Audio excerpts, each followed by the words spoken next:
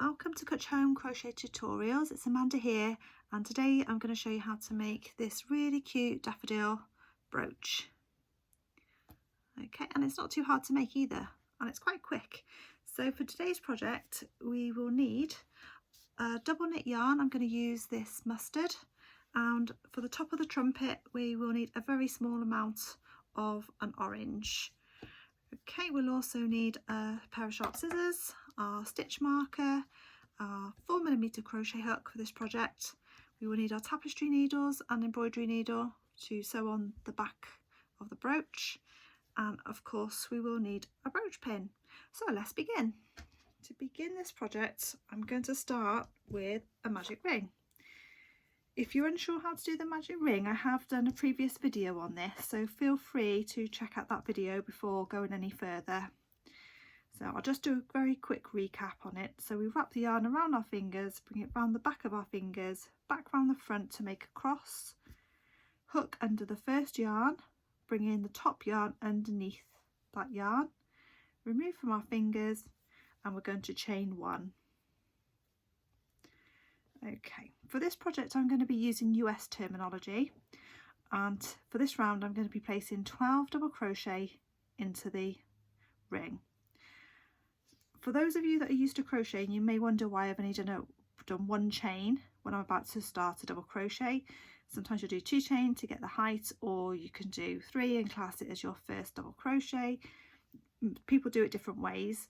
For this project I've just found this is how I prefer to do it. I just like the look of it at the end, it's neat, but by all means if you prefer to chain 2 to start, then do.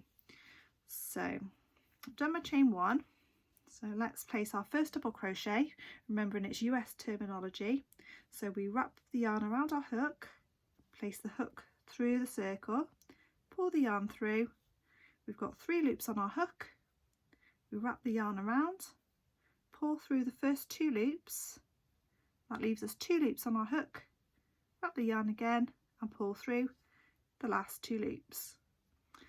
Okay, so we can now pop our stitch marker in to our first stitch. There we go. We'll continue to do 11 more double crochet into our ring. 2, 3, 4, 5, 6, 7, 8, 9, 10, 11 and 12. So that should be 12 double crochet. So I'm just going to pull the end just to close that center, and I'm just going to count back just to make sure I have got 12 double crochet. 1, 2, 3, 4, 5, 6, 7, 8, 9, 10, 11 and 12.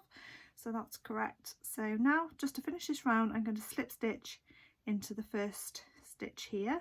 So just remove your marker, pop your hook in, pull the yarn through, pull the top loop underneath your bottom loop, and that's your slip stitch just to finish that round and gives you a nice circle. Okay, so for the next round we're going to chain 2, and we're going to miss the next 2 stitches, and we're going to pop a slip stitch in the gap between your second stitch post and your third. So in this gap here, okay, so in the gap, not in the top of the stitch, and we just slip stitch there, and we just need to place our marker this time. You would have made a loop on the top from the chain 2, and we're just going to pop our stitch marker in there. Okay, as on this round we want to make 6 of these chain 2 loops. Okay, so continue to chain 2, again miss the next 2 posts, and we're going to slip stitch into the gap between those posts, not into the top of the stitch. Okay, and again chain 2, missing 1, 2 posts, and we're going to slip stitch in between the second and third post,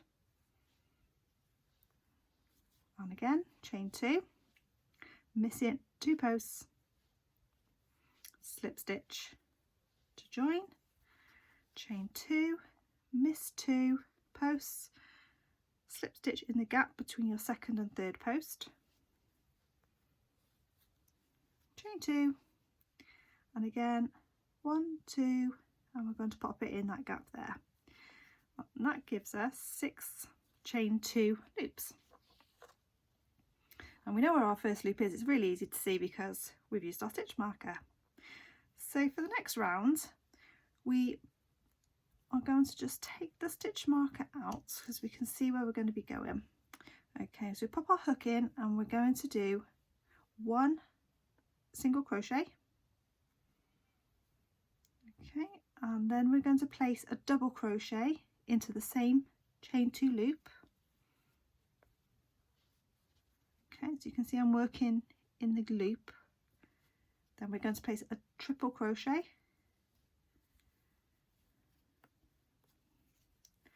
one treble crochet, and then chain 1. Okay, and then we're going to reverse this. So we're going to do 1 treble crochet, 1 double crochet, 1 single crochet back into this chain 2 loop. So we're still continue working in the first chain 2 space that we made. So treble crochet, oops, start that one again, treble crochet followed by a double crochet followed by a single crochet, and that's all into that same space. Okay, and now you're going to just pull your work slightly and you'll reveal the slip stitch that you've done from the previous round, and you're just going to pop your hook into that space, pull through and just slip stitch to attach before moving on to your next chain 2 space. Okay, so as before, hook into this chain 2 space, pull through and single crochet. Now we're going to do a double crochet and a treble crochet. We're going to chain 1 into the same space, still working into the same space, another treble crochet, a double crochet, followed by a single crochet, and that's all into that same chain 2 space. I'm going to move our work along slightly to reveal our slip stitch space from the previous round. Okay, and we're going to just pop a slip stitch into that space there before moving on to work in the next chain 2 loop. And again, single crochet followed by a double crochet followed by a treble crochet followed by a chain 1 and repeating treble crochet, double crochet and a single crochet. Okay, and we're going to find that stitch from the slip stitch from the previous round, and we are just going to pop our hook through that stitch. Okay, and we're just going to slip stitch to attach there before moving on, and we're now going to do the 4th petal. So single crochet followed by a double crochet followed by a treble crochet,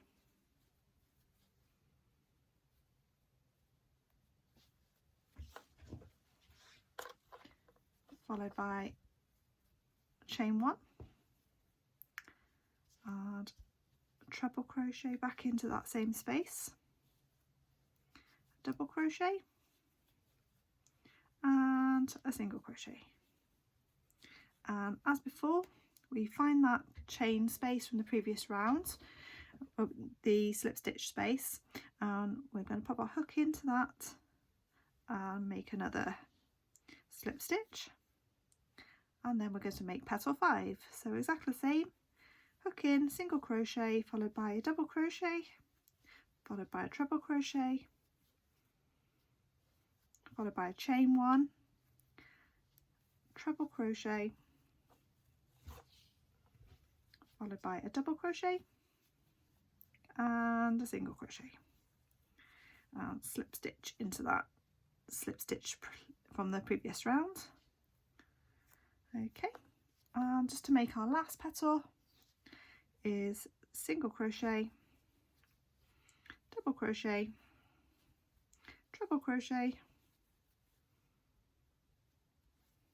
chain 1, treble crochet, double crochet, oops, and you've guessed it, a single crochet. And we must remember to finish off with that slip stitch. Okay, and that gives us our petals. So we're just going to cut this yarn off before we do the next round. So I've just tied off that yarn now, just to finish that round before moving on to the trumpet of our daffodil. I've already done one round and I've just taken it out just to show, hopefully show the loops a bit clearer. Okay, because at the base of each petal your loops might not be quite as clear as this, because I say I've already done one round and taken it out just to make the loops slightly bigger so they show up on camera, just to try and help explain where we're going to be working.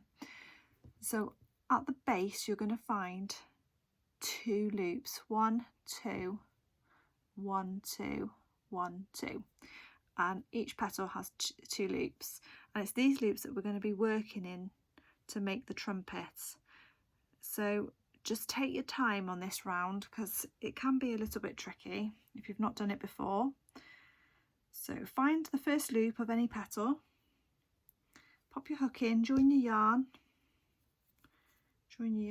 however you like to join, and then we're going to do 1 single crochet and just pop your stitch marker in there. It will make life a lot easier as we come to the end of this round. Okay, let's move my tail, and now we're going to single crochet into the next loop and into the next loop, single crochet all the way round.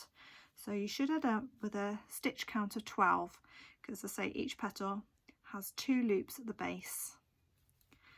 So continue working round into each of those loops with a single crochet.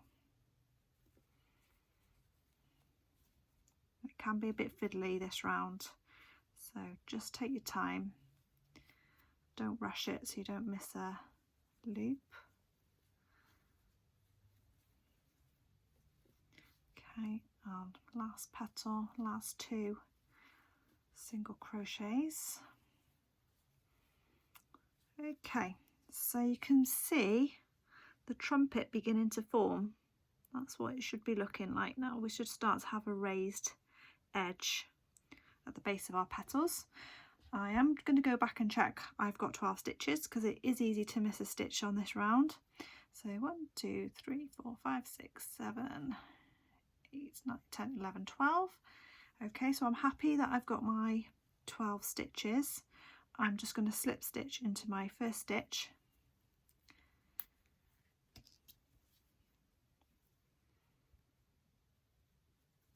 Okay,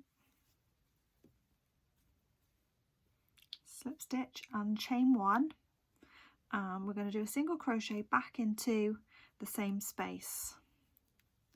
Chain 1 and pop our stitch marker into that stitch. Okay, and we're going to single crochet all the way around, so 12 single crochets. Again, it's not the easiest because you haven't got a lot to hold on to here, so just take your time.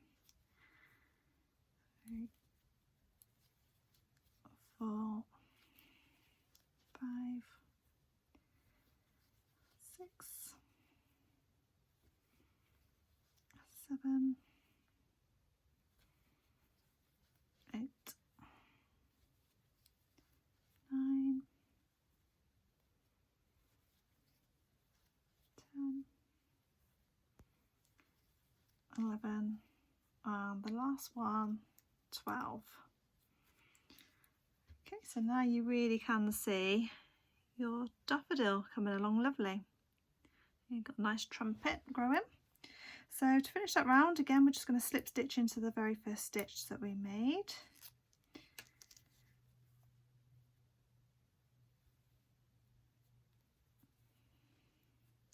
And we'll just fasten that off. So just cut your yarn and just finish that one off. And now we're going to join in our orange.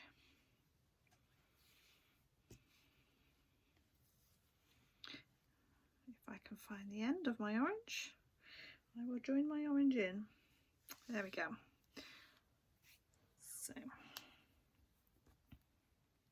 just going to join my orange. If you prefer to, you could have joined your orange when you did your last stitch. By all means do that as well. For this video, I'm just going to show it this way, just for ease, in case people don't know how to join colours.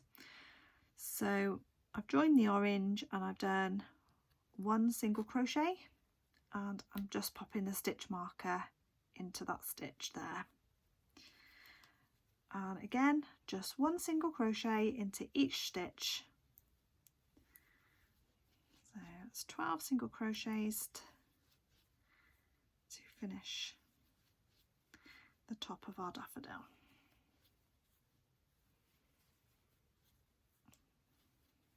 So just take time. It's a little bit fiddly, so you haven't got a lot of work to hold on to at this point, but it's well worth it. You will have a lovely daffodil brooch at the end. So persevere, keep with it, take your time. And that's my 12th single crochet, and to join, just pop the stitch marker out and slip stitch to join that round.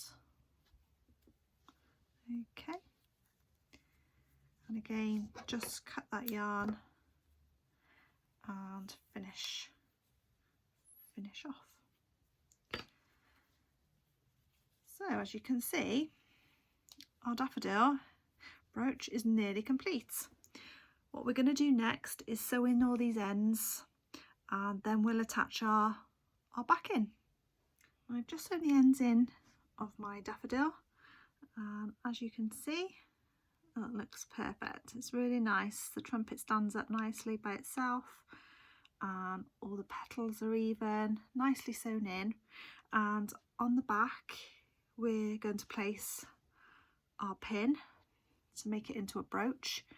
I like to place the brooch just into the centre, and you'll see you've got a dippy from where we made the petals, and you'll see the centre circle where we did our magic circle and we joined there.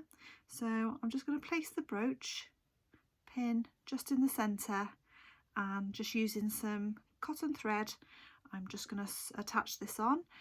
You'll see that they have 2 holes in, so these are lovely and easy and quick to sew on and attach securely to your brooch. It should last you a very long time.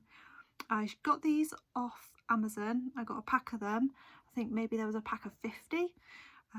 What I'll do is I'll pop a link in the description box below, because these just fit perfectly, as you can see. They don't overhang and they just fit snugly in that dippy below the petals. So I shall leave a link. I'll just sew this on and then I shall meet you back here. I've just finished attaching my pin to the back of my daffodil with my cotton thread, so it's nice and secure now. And there is my completed daffodil brooch. I really hope you've enjoyed this tutorial. Feel free to post your flowers in the comments below. I'd love to see them. your brooches. And if you've liked this tutorial, don't forget to hit the like button and subscribe to my channel for further tutorials.